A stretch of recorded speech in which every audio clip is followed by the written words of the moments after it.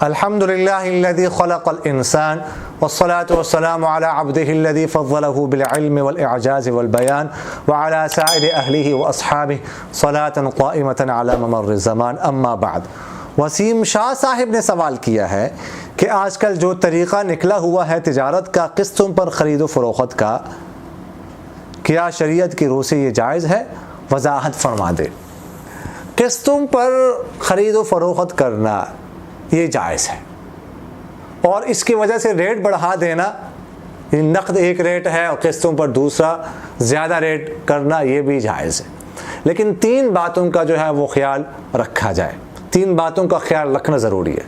پہلی بات تو یہ ہے کہ جس مجلس میں سودا ہو رہا ہو اس میں یہ طے کر لیا جائے کہ یہ سودا ادھار ہو رہا ہے، نقد نہیں ہو رہا۔ بعض دفعہ ایسے ہوتا ہے کہ وہ بتا دیتے ہیں، دکاندار نے بتا دیا ہے کہ یہ چیز اگر آپ نقد خریدیں گے تو اتنی کی ہے، اگر ادھار خریدیں گے تو اتنی کی ہے۔ وہ چیز وہ اٹھا لیتا ہے، یہ طے نہیں ہوتا کہ یہ سودا نقد ہو رہا ہے یا ادھار ہو رہا ہے، تو یہ طے کرنا ضروری ہے۔ ایک بات تو یہ ہے، اور دوسری بات یہ ہے کہ وقت متعین کر دیا جائے کہ اتنے وقت کے لیے جو ہے وہ سودا ہو رہا ہے، اتنے وقت میں ادائیگی ہوگی۔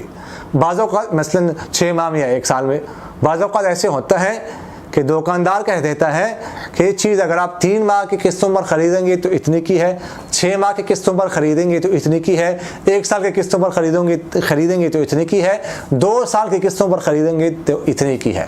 اب وہ گاہک جو ہے وہ چیز اٹھا لیتا ہے اور یہ پتہ نہیں کہ یہ سودا جو ہے وہ اس کا وقت کیا ہے، کتنے ماہ کے لیے ہو رہا ہے، تو اس لیے یہ متعین کرنا ضروری ہے کہ اتنے ماہ میں پیمنٹ ہوگی، ادائیگی ہوگی۔ تیسری بات یہ ہے کہ جب وقت پورا ہو جائے تو مزید کوئی جرمانہ نہ لگایا جائے، بس جو شروع میں قیمت طے ہوئی ہے وہی قیمت رہے، مزید جرمانہ لگانا یہ جائز نہیں ہے۔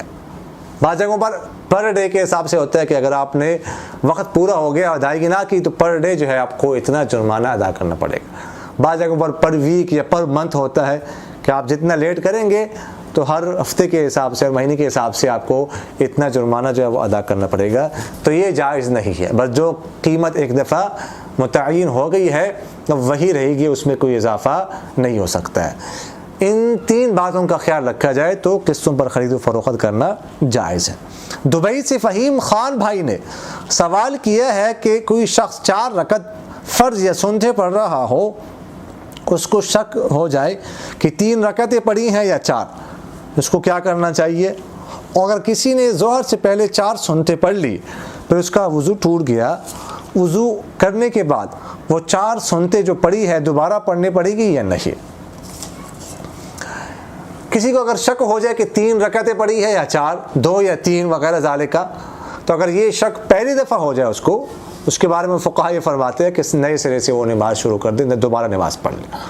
اور اگر اس کو شک بار بار ہو رہا ہو تو پھر اس صورت میں اس کے لیے حکم یہ ہے کہ اس کو کم سمجھے، مثلا 3 یا 4 میں اس کو شک ہے تو اس کو 3 سمجھ لے، 4تھی رکعت پھر پڑھ لے۔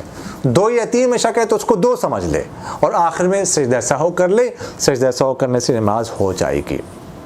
اور دوسرا مسئلہ کہ کسی نے ظہر کی 4 سنتیں پڑھ لی، اس کے بعد اس کا وضو ٹوٹ گیا، وضو اس نے دوبارہ کر لیا نماز کے لیے، تو اب وہ 4 سنتیں جو پڑھ چکے ہیں وہ ہو گئی، وہ دوبارہ پڑھنے کی ضرورت نہیں ہے۔ اب وضو کرنے کے بعد جو ہے نا وہ فرائض وغیرہ پڑھ لے، وہ ان کا اعادہ کرنے کی ضرورت نہیں۔ قطر سے رحیم بھائی نے پوچھا ہے کہ ٹوٹی ہوئی کنگھی استعمال کرنا کیسا ہے؟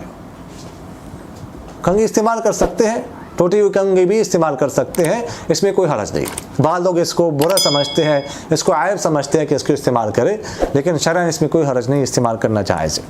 حاجی لال زادہ صاحب پوچھ رہے ہیں کہ اگر مقتدی امام سے پہلے سلام پھیر دے اس کی نماز ہو جاتی ہے کہ نہیں؟ دیکھیے گا، اگر مقتدی نے قصداً بغیر عذر کے امام سے پہلے سلام پھیر دیا تو ایسا کرنا مکروہ تحریمی ہے، ایسا نہیں کرنا چاہیے۔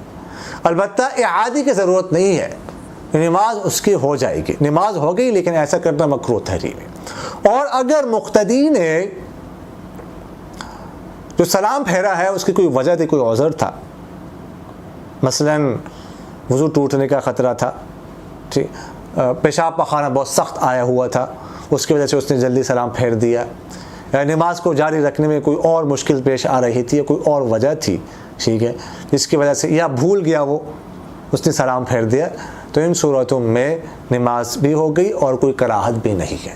تو یہ بات ذہن میں رکھیے گا کہ نماز دونوں صورتوں میں ہوتی ہے، عذر بغیر عذر کے سلام پھیر دیا یا کوئی عذر ہو سلام پھیر دے، لیکن بغیر عذر کے سلام پھیرنے کی صورت میں کراہت تحریمی ہے، مکروہ تحریمی ہے ایسا کرنا، اور دوسری صورت میں کوئی کراہت نہیں ہے، باقی نماز دونوں صورتوں میں ہو جائے گی۔ ایک صاحب نے پوچھا ہے کہ شرعاً قسم اٹھانے کا کیا طریقہ ہے؟ دیکھیے گا، قسم صرف اللہ کے ذات اور صفات کی ہوتی ہے، ٹھیک ہے، اس کے علاوہ کسی اور چیز کی قسم اٹھانا ہی جائز نہیں ہے۔